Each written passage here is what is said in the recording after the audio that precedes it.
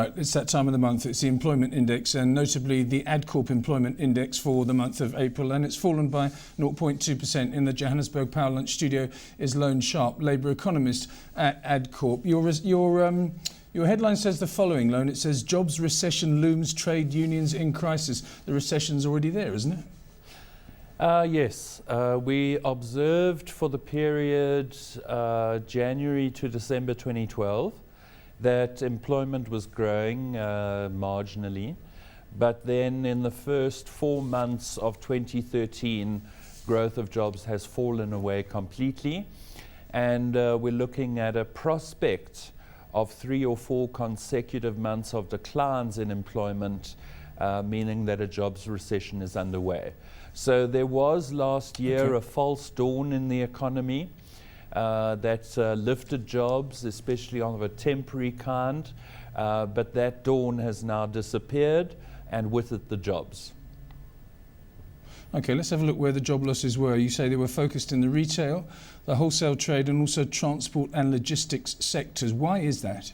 Those sectors are the most attached to the state of the economy.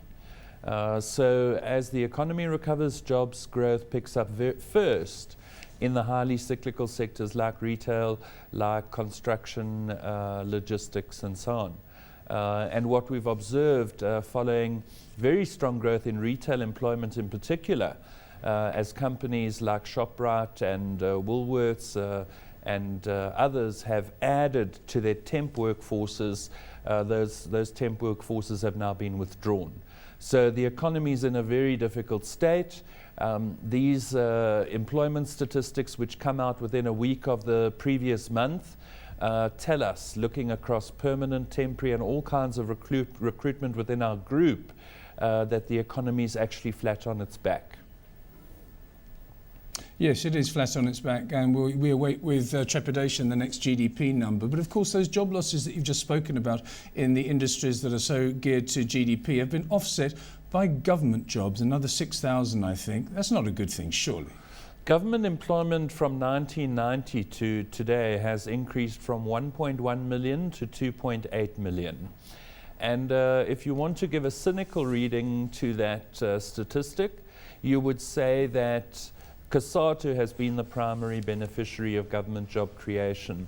Unionization in the government sector has gone from about 63% to 78% over this period, which is exactly why COSATU doesn't give a damn about the state of job creation in general, because as a public sector union, its growth vector has been government.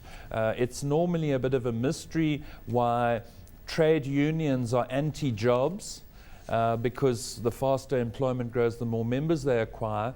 But we can see exactly why COSATU thinks that employment is irrelevant, for the reason that government employment and therefore public sector union membership has been growing.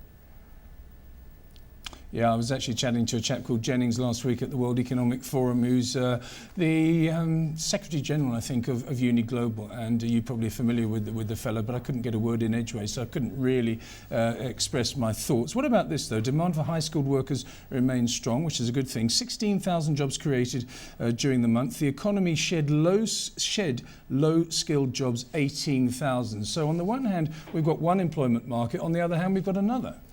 Yes, the economy's underlying potential to create jobs is not in question.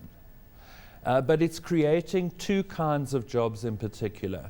Those for high-skilled workers, which includes management and the professions, law, finance, accounting, and engineering. And on the other hand, informal jobs. Street vendors, spaza shop owners, microbrewers, women working in childminding and personal and beauty care. So we've got a really polarized economy, which is what makes our crisis in education so disappointing. Because if people did acquire the skills, the economy has no reluctance to employ them.